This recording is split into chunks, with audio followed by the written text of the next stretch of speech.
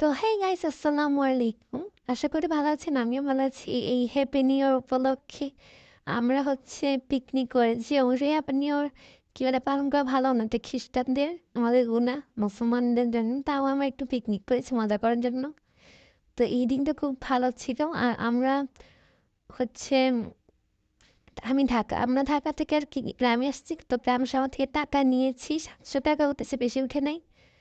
তো এই দিনটা আমার এত স্পেশাল ছিল, আর কিছু বলার না, বিরিয়ানি পিকনিক হয়েছে আর কি।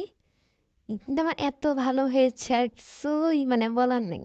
তুমি তারাবাজি কিনেছিলাম, তারাবাজি একদম ভালো না, মানে এত ইয়া হয় না।